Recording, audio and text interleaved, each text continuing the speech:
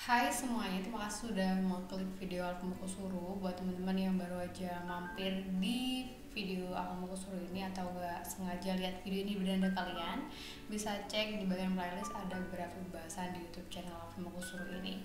Tapi mostly untuk YouTube channelku ini membahas tentang cara jualan online.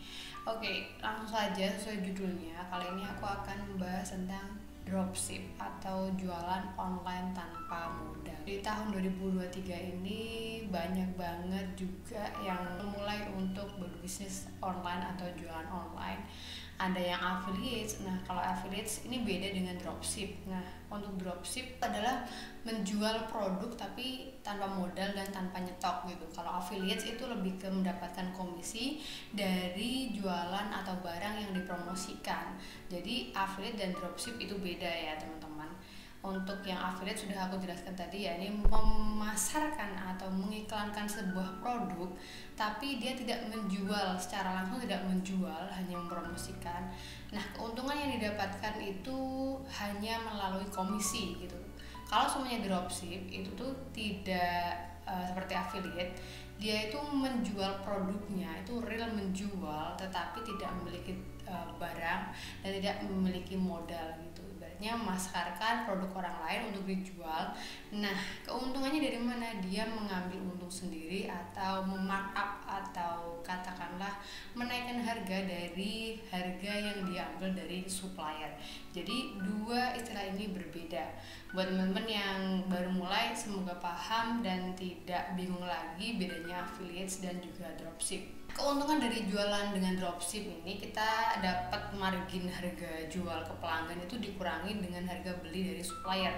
Jadi katakanlah seumpamanya di pasaran kita menjual sebuah produk itu harganya 25.000 dan dari supplier itu tuh harganya 10 atau 15.000 katakanlah, tinggal dikurangi aja dari harga jual yakni 25.000 dikurangi 10 atau 15.000, katakanlah 10.000 ya, berarti margin keuntungannya yakni sekitar 10 sampai 15.000 tadi.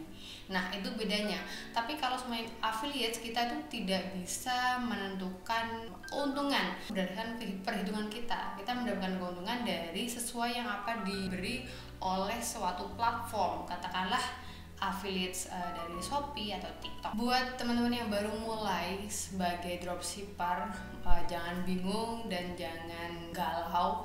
Ini bagaimana mulainya, tipsnya bagaimana sih? Karena aku akan membahas tips jualan online versi dropship. Yang pertama, yakni pilih supplier yang terpercaya.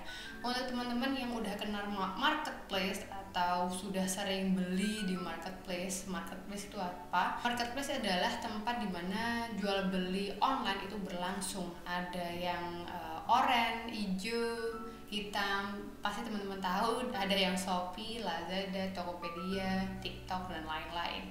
Nah, untuk mencari supplier di marketplace atau di e-commerce itu teman-teman bisa lihat rating toko yang akan teman-teman inginkan untuk menjadi supplier gitu. Apakah dia ratingnya star seller kalau di oranye ya, kalau di Shopee itu apakah dia star seller, apakah review atau ulasan dari pelanggan atau customernya itu bagus, bintangnya berapa, pastikan bintangnya di atas 4,5 dan pastikan juga lebih baik ambil yang star seller. Kalau Shopee Mall gimana? Itu bagus juga, tapi kalau semuanya pasar atau customer yang teman-teman target itu sudah mengetahui tentang Shopee Mall atau suatu brand lah katakanlah, itu agak susah karena biasanya produk yang dijual oleh Shopee Mall itu sudah harga paten atau harga pasarannya gitu. Jadi kita nggak bisa yang namanya memarkup harga yang sesuai pasaran. Itu beda lagi kalau semuanya ternyata customer atau pelanggannya itu tidak mengetahui harga pasarannya. Beda ya. Kalau semuanya target marketnya tidak tahu, it's okay untuk menjual produk dari Shopee Mall. Yang kedua, ketahui jumlah stok dan harga terbaru. Untuk mengetahui jumlah stok dan harga terbaru, teman-teman tuh harus sering-sering pantau dari akun supplier ini, apakah ternyata harganya sudah naik kah atau ternyata lagi turun. Kalau lagi turun adalah kesempatan buat teman-teman untuk memberikan diskon kepada customer. Tetapi kalau semuanya harganya lagi naik, otomatis teman-teman juga harus memarkup atau menaikkan harga jual teman-teman, karena dipastikan kalau semuanya harganya naik tetapi teman-teman tidak menaikkan, takutnya adalah kendalanya teman-teman tidak mendapatkan keuntungan. Katakanlah tadi harganya 25.000, ternyata teman-teman itu dari 25.000 itu tidak di markup, dari si supplier itu harganya sudah 20.000, untungnya cuma 5.000, belum lagi dipotong biaya admin, terus kemudian beda ongkir dari daerahnya. Itu perlu dipertimbangkan lagi, makanya harus sering-sering memantau harga dari supplier. Untuk jumlah stok ini, nah kalau semuanya permintaan pasar teman-teman itu semakin naik, ya pastikan itu teman-teman tuh memantau jumlah stok dari supplier. Takutnya ketika sudah naik, sudah hype, sudah lancar jualannya, tetapi ini stoknya mandek dan teman-teman tidak mendapatkan stok dari supplier tersebut, otomatis penjualan juga akan terhambat karena permintaannya itu tinggi tetapi tidak mendapatkan stok. Itu juga tidak baik untuk jual beli online. Yang ketiga, personalisasi foto produk. Nah, untuk ini yang membedakan dari supplier. Kadang supplier besar itu tidak memberikan watermark ya. Untuk teman-teman harus bisa mempersonalisasi produk tersebut. Katakanlah contoh teman-teman itu tokonya sudah ada namanya. Nah, untuk memastikan bahwa toko dan produk itu sinkron gitu ketika dilihat di suatu akun, pastikan juga nih teman-teman, untuk foto produknya teman-teman dipersonalisasi dengan cara membuat watermark di sana. Jadi fotonya diberi nama gitu, agar meyakinkan customer, oh ini kayaknya bener-bener produknya toko ini karena ini ada watermarknya gitu. Dan kalau bisa ini yang lebih menguntungkan untuk jualan online, yakni diberikan atau membuat semacam video review, kalau enggak video konten lah, sebagai penarik peminat dari customer tersebut. Yang sekarang ini banyak kan, ada yang live, terus kemudian ada yang buat konten, ada yang buat video pendek gitu. Itu sangat membantu buat penjualan. Jadi usahakan untuk mempersonalisasi produk teman-teman semua. Yang keempat, yakni catat transaksi. Untuk pencatatan transaksi itu lebih ditekankan karena teman-teman bisa tahu apakah produk yang teman-teman itu hitung laku atau tidak. Teman-teman pasti tidak hanya mengambil produk dari supplier itu 1 atau 2 aja, pasti ada ya 5 lebih lah. Nah, teman-teman bisa cek dulu di sana produk mana yang paling laris gitu, apakah produk itu sudah layak untuk teman-teman nyatok. Untuk kedepannya kan kita nggak dropship terus ya, kita lihat mangsa pasarnya apakah baik atau tidak gitu.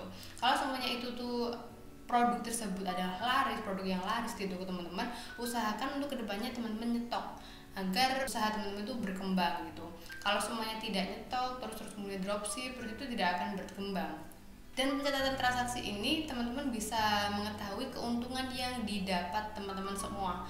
Kalau semuanya tidak ada catatan transaksi dan tidak ada manajemen, tidak ada sistemnya, teman-teman hanya jualan saja tapi tidak dihitung, itu takutnya teman-teman tidak mengetahui keuntungan dan kerugian teman-teman dalam menjual produk ini. Yang kedelapan, usahakan produknya itu sesuai dengan toko teman-teman. Contoh, katakanlah teman-teman itu membuat toko jualan produk-produk yang berbau elektronik gitu ya. Contoh, katakanlah jualan laptop, usahakan yang dijual itu segala macam bentuk elektronik, entah itu laptop, terus kemudian apakah ada headset, terus ada stand untuk laptop, ada charge, ada ring light, itu masih masuk. Teman-teman tahu yang aku maksud, jadi spesialisasikan toko teman-teman semua. Jangan kemudian mencampur adukan semua produk dalam satu toko, karena itu terlihat kurang profesional ya. Tiba-tiba aja di toko laptop kok ternyata ada makanan milidi, terus kemudian ada basreng, terus kemudian ada baju. Itu terlihat agak kurang profesional. Aku akan membahas tentang keuntungan dan kekurangan dari dropship. Untuk keuntungan dropship itu adalah minimnya modal. Jadi teman-teman untuk memulai usaha dropship itu tidak perlu yang namanya modal, karena teman-teman bisa mengambil dari si supplier tadi produknya ya, gambar produknya, tinggal diupload dan menunggu pembeli untuk tertarik membeli produk teman-teman. Bisa dilakukan di mana saja. Contoh katakanlah teman-teman lagi bepergian di suatu kota, ternyata teman-teman ada orderan, tidak perlu untuk balik ke rumah karena yang mengurus orderan tersebut adalah supplier. Yang ketiga, yakni mudah untuk dijalankan. Mudah dijalankan karena minim modal dan juga minim usaha karena sudah dibantu packing dan nggak perlu nyetok. Produk yang dijual itu bervariasi. Contoh katakanlah untuk laptop itu teman-teman bisa kembangkan ke produk-produk elektronik lainnya yang mendukung dengan toko teman-teman semua. Untuk kekurangannya, yakni kekurangan yang paling menonjol adalah keuntungan yang didapatkan itu rendah. Jadi keuntungan yang didapatkan oleh teman-teman itu ya tergantung dari supplier memberikan harganya. Apakah harganya sudah tinggi atau harganya standar, teman-teman bisa menaikkan itu nggak bisa langsung setengahnya, kecuali kalau semuanya kita beli sendiri, kulak sendiri, itu dapat harga setengah, teman-teman bisa mendapatkan harga setengah itu setengah harganya. Biasanya seperti itu. Kalau kulaknya semakin banyak, semakin rendah juga kan harga dari distributor. Yang kedua, kesulitan untuk memastikan produk. Memastikan apa nih? Memastikan apakah jumlah stoknya itu masih aman, terus kemudian apakah memastikan produknya itu benar-benar kualitasnya bagus. Kita kan nggak bisa ngecek secara langsung ya, karena itu sudah ada di supplier dan yang ngecek, yang packing itu adalah supplier. Nama baik toko teman-teman itu tergantung dengan supplier ya tadi. Ternyata malah di contoh katakanlah ada orderan A, ternyata yang dikirim adalah B karena kesalahan dari supplier ketika menyortir produk yang akan dikirim. Itu salah satu minusnya sih. Kecepatan dari pengiriman itu tergantung supplier. Kita nggak bisa yang namanya memburu-buru supplier. Alangkah beruntungnya teman-teman jika teman-teman itu mendapatkan supplier yang on time ketika mendapatkan orderan langsung diproses gitu. Yang nggak beruntungnya itu mendapatkan supplier yang menunggu orderan banyak baru di packing dan juga dikirim. Ini yang paling fatal. Biasanya supplier kadang ada yang suka salah kirim, tapi nggak semuanya sih. Makanya aku pastikan teman-teman itu cek di bagian review ulasan customer untuk memastikan apakah toko ini amanah, apakah toko ini baik, apakah toko ini itu cocok untuk dijadikan supplier teman-teman ketika menjadikannya dropship. Mungkin itu dulu teman-teman yang bisa aku share kali ini. Jika teman-teman masih ada pertanyaan, kritik dan saran, boleh banget tulis di kolom komentar. Jika video ini bermanfaat, silahkan share ke orang sekitar kalian. Jangan lupa subscribe agar tidak ketinggalan video selanjutnya. Keep sharing, semoga bermanfaat.